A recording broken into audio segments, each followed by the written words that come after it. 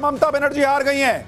11,000 vote से ममता बनर्जी अपनी खुद की भवानीपुर सीट हार गई हैं और यह बड़ा अंतर है।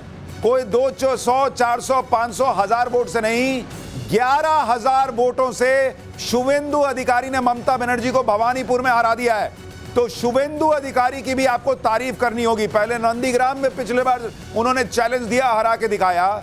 इस बार भवानीपुर में ममता बनर्जी के गढ़ में घुसकर ममता बनर्जी को शुवेंदु अधिकारी ने हरा दिया है। ममता बनर्जी के लिए यह बहुत बड़ा झटका है। पार्टी हार चुकी, 100 के नीचे आ चुकी, उनका लीडर हार गया है। उनका कार्यकर्ता पूछेगा कि दीदी जब आप अपनी सीट नहीं बचा पाई तो हमसे क्या उम्मीद कर रही हैं? वो क्या रिव्यू मीटिंग करेंगी? सब कहेंगे कि आप अपना नहीं जीत पाई, हमसे क्या पूछ रही हैं कि हम में क्या कमी रह गई। जिस प्रदेश की जनता ने मुख्यमंत्री को हरा दिया, बॉस, जो कहती थी कि भाई हम तो सबकी सुनते हैं, यहां तो भाई सब साथ में मेरे साथ चलते हैं, उनको 11,000 वोट से भवानीपुर में हरा दिया बीजेपी ने शुवेंदु अधिकारी। और इसीलिए मैं कह रहा हूं कि बीजेपी की बंगाल की जीत ऐतिहासिक है, हिस्टोरिक है, बहुत बड़ा दिन है, क्योंकि बंगाल में ममता बनर्जी को हराना यह बीजेपी का सपना था। बीजेपी ने जीत का जश्न फुल बंगाली अंदाज में मनाया। रुझानों में बढ़त के तुरंत बाद ही बीजेपी ऑफिस में मछली ऑर्डर कर दिया गया था, क्योंकि ममता बनर्जी कह रही थी कि भाई ये लोग आएंगे तो बंगालियों को मछली नहीं खाने देंगे। वो बोले अरे रुकिए, अभी मछली जो है कटेगा बनेगा। बीजेपी ऑफिस में कार्यकर्ताओं के लिए मछली चावल का इंतजाम हुआ। देख रहे हैं आदमी क्या न्यूज बताएगा, क्या तस्वीर देखेगा, आधे में तो भूख लग जाएगी। मछली चावल चल रहा है भाई, बीजेपी ऑफिस में मछली चावल पार्टी हुई है, क्योंकि चुनाव के दौरान ममता बनर्जी जो बोली थी कि मछली अंडा सब बंद हो जाएगा, उसका नैरेटिव तोड़ दिया। वहीं जीत के बाद बीजेपी ने कहीं मछली खिलाई तो कहीं बिरयानी का भी इंतजाम था। चुनाव के दौरान प्रधानमंत्री नरेंद्र मोदी ने झालमुड़ी से भी बंगाल के लोगों का दिल जीत लिया। ऐसे में आज बीजेपी के कार्यकर्ताओं ने जीत की खुशी में लोगों को झालमुड़ी भी खिलाई। खाओ भैया, झालमुड़ी भी खाओ। तो एक तरफ जश्न का माहौल था, दूसरी तरफ कई जगहों पर बवाल हुआ। भवानीपुर में काउंटिंग के दौरान बीजेपी और टीएमसी के कार्यकर्ता आमने सामने आ गए थे। बीजेपी के कार्यकर्ताओं ने टीएमसी के कैंप को घेर लिया, जिसके बाद जमकर तोड़फोड़ की गई। भाई ये नहीं करना चाहिए बीजेपी के लोगों को, लेकिन उनके अंदर इतना गुस्सा है, क्योंकि हर चुनाव में, चुनाव के बाद, चुनाव के पहले खाली बीजेपी वाले मारे खाते थे, पिटाते रहते थे। तो आज टीएमसी वाले को दौड़ा रहे हैं। हालांकि नहीं करना चाहिए, लेकिन गुस्सा इतना है, क्या कीजिएगा। अभी मुझे लगता है धीरे धीरे कंट्रोल में आ जाएंगे। कुर्सी उर्सी तोड़े हैं भाई, किसी का खून खराबा ना कीजिएगा। आसनसोल के ही बराबनी विधानसभा क्षेत्र में जमकर बवाल हुआ। टीएमसी पार्टी के ऑफिस को आग लगा दी गई। इस दौरान भारी पुलिस बल की तैनाती दिखी। जमुरिया में भी टीएमसी पार्टी के ऑफिस को आग लगा दी गई। आग लगाने के बाद टीएमसी ऑफिस के बाहर बीजेपी का झंडा लगा दिया गया। वहीं मालदा में मुस्लिम बाहुल्य इलाकों में पहले ही सीआरपीएफ जवानों की तैनाती बढ़ा दी गई थी। लेकिन इस हंगामे के बीच सबसे बड़ी बात यह हुई कि कोई बड़ी हिंसा की घटना नहीं हुई। जैसा पिछला पोस्ट पोल वायलेंस था, वैसा कुछ नहीं हुआ। ऐसा इसलिए क्योंकि सेंट्रल फोर्सेस मुस्तैद है। इसलिए चुनाव नतीजे वाले दिन भय नहीं, भरोसा दिखा। बंगाल में जनता ने पीएम मोदी के भरोसे के नाम पे वोट दिया। पीएम मोदी ने बंगाल में भय नहीं, भरोसा का जो नारा दिया, उस पर बंगाल की जनता ने भरोसा किया। पीएम मोदी ने आज बताया कि आगे का बंगाल कैसा होगा।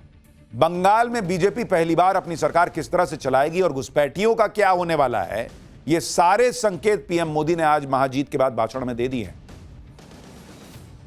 हर बंगाल वासी को भरोसा देता हूं, बंगाल के बेहतर भविष्य के लिए भाजपा दिन रात एक कर देगी। बंगाल में अब महिलाओं को सुरक्षा का माहौल मिलेगा, युवाओं को रोजगार मिलेगा, पलायन रुकेगा। पहली कैबिनेट में ही आयुष्मान भारत योजना को हरी झंडी दिखाई जाएगी और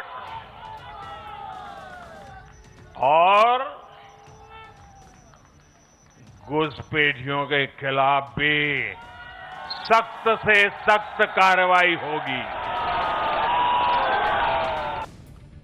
यानी नरेंद्र मोदी ने क्लियर कर दिया बॉस कि जो घुसपैठिए हैं उनको बचाने कोई नहीं आ पाएगा। अभिषेक बनर्जी कह रहे थे ना कि कौन बचाने आएगा बंगाल से, किसका बाप आएगा देखेंगे। अब घुसपैठियों का इलाज करने के लिए दिल्ली से आएंगे, देखते हैं उनको कौन बचाएगा, नरेंद्र मोदी ने कह दिया है। ममता बनर्जी की करारी हार के बाद बंगाल में प्रशासन भी एक्टिव हो गया। बंगाल के चीफ सेक्रेटरी की तरफ से राज्य सरकार के सभी विभागों के लिए एक चिट्ठी जारी कर दी गई और उसमें कहा गया है कि सभी सरकारी फाइलें और डॉक्यूमेंट संभाल के रख लेना। कोई महत्वपूर्ण कागज, फाइल दफ्तर से बाहर मत लेके जाना। कोई भी फाइल बाहर गई, दस्तावेज खराब हुआ तो फिर देखना। किसी भी फाइल या डॉक्यूमेंट की फोटोकॉपी, स्कैनिंग तक मत करो। सभी फाइलों, कागजों और कम्युनिकेशन का उचित हिसाब रखा जाना चाहिए। यानी ममता बनर्जी की सियासत का बुरा टाइम आज से स्टार्ट हुआ है बॉस। अभी तो वो तमतमाई घूम रही हैं, अभी तो बहुत कुछ उनको देखना है। उनकी सरकार पर करप्शन, वंशवाद और दूसरे जो आरोप लगे हैं उन सब का एक एक करके हिसाब होना तय है। बंगाल में ममता बनर्जी इस तरह हारेंगी इसका अंदाजा बहुतों को नहीं था। बहुतों को डाउट था, हम लोग को भी लग रहा था कि कैसे हारेंगी भाई। क्या बंगाल का हिंदू एक हो सकता है? क्या मुसलमान एक मुश्त और जुड़ गया ममता के साथ तो कैसे हारेंगी? इंडी गठबंधन के अखिलेश यादव तो ममता बनर्जी को जीत की एडवांस बधाई दे रहे थे, लेकिन ममता बनर्जी अपनी ही सीट नहीं बचा पाई। इस हार से बौखलाई ममता बनर्जी अब कैसे कैसे आरोप लगा रही है आप सुनिए। ममता बनर्जी कह रही हैं कि उनको लात मारी गई है। मेरे को पिटाया, मेरे को लात मारा, सीसीटीवी सीसीटीवी ऑफ कर दिया, हमारा एक एजेंट को घुसने नहीं दिया। हमको भी, हम 5 मिनट के लिए घुसा था, मैंने रिक्वेस्ट किया था कि हमारा एजेंट को घुसने दीजिए। DO assured me they will be allowed. After that he is not available. Nobody is available. Mamata Banerjee कह रही हैं कि वो अंदर गई थी, उनको लात मार दी गई। बताइए, कोई हिसाब है इस बात? यही काम बचा है सुरक्षा अधिकारियों का कि ममता बनर्जी को लात मारेगी। आज का दिन हिंदुओं के लिए बड़ा दिन है बॉस, क्योंकि आप ये भी देखिए कि बंगाल और तमिलनाडु दोनों ही राज्यों में इंडी गठबंधन का जो झटका लगा है, ये दोनों वो राज्य हैं जहां इंडी गठबंधन के नेताओं पर एंटी सनातनी होने के बड़े आरोप लगे। तमिलनाडु में डीएमके के नेताओं ने सनातन को डेंगू, मलेरिया वायरस क्या नहीं कहा था भाई, डीएमके वाले निपट गए। इसी तरह बंगाल में ममता बनर्जी पर एंटी हिंदू और प्रो मुस्लिम होने के आरोप लगते थे। जय श्री राम सुन के भड़क जाती थी। अब ईश्वर का की महिमा कही है कि दोनों लोग जो है, डीएमके वाले भाई साहब भी और इधर दीदी भी, दोनों की पार्टी निपट गई। दोनों ही राज्यों में इंडी गठबंधन की एंटी सनातन वाली छवि को नुकसान हुआ। इन दोनों राज्यों के नतीजों ने बता दिया कि देश की राजनीति में जो भी सनातन के खिलाफ बात करेगा उसकी विदाई तय है। बॉस, ये पहली बार हो रहा है इस देश के अंदर कि हिंदू तय कर रहा है कि सरकार किसकी बनेगी। आजादी के बाद से नैरेटिव होता था कि मुसलमान एक मुश्त वोट देकर तय करता है कि सरकार किसकी बनेगी। यह नरेंद्र मोदी ने ऐसा हिंदुओं को एक कर दिया कि हिंदू अब बताने लगा है कि कौन सरकार में बैठेगा। गाली दोगे? नहीं बैठाएंगे, जाओ। जय श्री राम नहीं बोलने दोगे? नहीं बैठाएंगे, जाओ। यह हिंदू कर रहा है, नरेंद्र मोदी के राज में कर रहा है, क्योंकि उसके अंदर वो हिंदू वाला प्राइड नरेंद्र मोदी ने पैदा किया कि तुम अगर एक मुश्त वोट दोगे तो जो तुमको कम्युनल कहता है ना, दरअसल वही कम्युनल है। क्यों भाई? अगर मुसलमान भाई लोग एक साथ आकर वोट दे सकते हैं तो हिंदू क्यों एक मुश्त वोट नहीं दे सकता? हिंदू देगा तो वो कम्युनल हो जाएगा, मुसलमान देगा तो वो उसकी स्ट्रेटेजिक वोटिंग है। ये कौन सा नैरेटिव है? लेकिन ये नैरेटिव बनाया गया क्योंकि इसी तरीके से सियासत की, जो आप कहिए कि वहां पर चेस चल रहा है, उसमें अपना ये लोग चाल चलते थे। नरेंद्र मोदी ने पूरा चेस बोर्ड उठा के फेंक दिया, बात यहां चेस नहीं होगा, लूडो होगा। सीधा सीढ़ी चढ़ चढ़ के भागेंगे। सनातन के खिलाफ बातें करना स्टालिन के नेताओं को भारी पड़ा। जय श्री राम के नारे से चिढ़ना ममता बनर्जी के लिए घातक साबित हुआ। और इसलिए आप देखिए कि बंगाल में आज जय श्री राम का ही नारा गूंज रहा है। तो ममता बनर्जी जो कह रही हैं कि बीजेपी ने चुनाव लूट लिया, ऐसा खेला कर दिया, वो अरे ये पब्लिक जो निकली हुई है ऐसे हवा में निकली हुई है भाई। वो खुश है तभी ना निकली है। वो जय श्री राम का नारा लगा रही है बिना डर के, इसका मतलब उसको कॉन्फिडेंस था कि वो सरकार बदलने जा रही है और वो हो गया, इसलिए वो निकली है। पहले जब ममता बनर्जी जीतती थी, ये हिम्मत थी लोगों की कि ऐसे निकल जाते और जय श्री राम बोल देते। ये हिम्मत नरेंद्र मोदी ने दी। आप देखिए कि आज बंगाल का माहौल कैसे बदल गया। सोशल मीडिया पर वीडियो वायरल है, दावा है कि आज बीजेपी कार्यकर्ताओं ने ममता बनर्जी के घर के पास बाइक पर जश्न मनाते हुए जय श्री राम के नारे लगाए।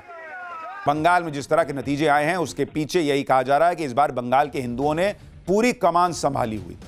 बंगाल चुनाव के शुरुआत से ही जिस तरह से बाबरी मस्जिद के चर्चे शुरू हुए तो सबको यही लगा कि इस बार बंगाल के चुनाव में बाबरी के नाम पर वोट पड़ेगा। लेकिन बंगाल के हिंदुओं ने बता दिया कि अब बंगाल में सनातन फैक्टर सब कुछ तय करेगा। जो हिंदू हितों की बात करेगा वही बंगाल पर राज करेगा। यह मैसेज बंगाल के हिंदुओं ने दे दिया। इसलिए आप देखिए कि बंगाल में 90% से ज्यादा वोटिंग हुई। मुसलमानों की तरह बंगाल के हिंदुओं ने भी एक मुश्त वोटिंग में हिस्सा लिया। दावा किया जा रहा है कि इस बार बंगाल में हिंदुओं ने ममता बनर्जी से सनातन के अपमान का बदला लिया है। कभी रामनवमी पर बवाल, कभी दुर्गा पूजा पर विवाद। बंगाल के हिंदुओं ने इस बार सारा झंझट ही निपटा दिया। इसमें एक बड़ा फैक्टर बांग्लादेश के हिंदुओं के खिलाफ अत्याचार का मामला भी रहा, जिससे भड़के हिंदुओं ने इस बार बांग्लादेश के घुसपैठियों को बंगाल से चलता करने के लिए ऐसी लहर बना दी कि ममता बनर्जी उसके आगे टिक ही नहीं पाई। शुभेंदु अधिकारी भी यही दावा कर रहे हैं कि बंगाल के हिंदुओं ने ममता बनर्जी से अपना बदला ले लिया है। हिंदू के ऊपर अत्याचार किया, हिंदू ने सबक सिखा दिया। इनकम्बेंसी सेकंड फैक्टर है। ये पूरा हिंदू के ऊपर जितना अत्याचार किया मालदा, मुर्शिदाबाद, मोथाबाड़ी से लेकर हिंदू ने पूरा खत्म कर दिया ममता को। पश्चिम बंगाल में धमाकेदार जीत के बाद देश में एनडीए शासित राज्यों की संख्या कैसे बढ़ गई है आप देखिए। भारत के मैप पर भगवा रंग छा गया है बॉस। पूरब से लेकर पश्चिम तक भगवा ही भगवा दिख रहे हैं। पूरा भारत भगवा होने की तरफ बढ़ रहा है। भारत के 22 राज्यों में और यूनियन टेरिटरी में अब बीजेपी और सहयोगियों की सरकार है। बंगाल की जीत ने बीजेपी को बहुत बड़ा पॉलिटिकल माइलेज दे दिया है और बीजेपी का सालों पुराना सपना पूरा हो गया। देश के 72% क्षेत्रफल पर बीजेपी और एनडीए का शासन है और करीब 78% आबादी के लिए बीजेपी आज की डेट में काम कर रही है। जो कि नरेंद्र मोदी जब सत्ता में आए थे तो ऑलमोस्ट 25-30% आबादी के लिए बीजेपी काम करती थी। आज की डेट में नरेंद्र मोदी के राज में भगवा छा गया है बॉस। आप यह भी देखिए कि गंगोत्री से गंगा सागर तक पूरी गंगा बेल्ट पर अब बीजेपी और उसके सहयोगियों की सरकार है। उत्तराखंड जहां की गोमुख से गंगा नदी निकलती है से लेकर वहां पे तो बीजेपी की सरकार है ही। उत्तराखंड से गंगा नदी उत्तर प्रदेश आती है, यहां बीजेपी की सरकार है। यूपी से गंगा नदी बिहार पहुंचती है, वहां एनडीए की सरकार है। और पश्चिम बंगाल जहां गंगा नदी गंगा सागर में मिलती है, यानी गंगा सागर में जहां पर मिल रही है, वहां भी अब बीजेपी की सरकार है।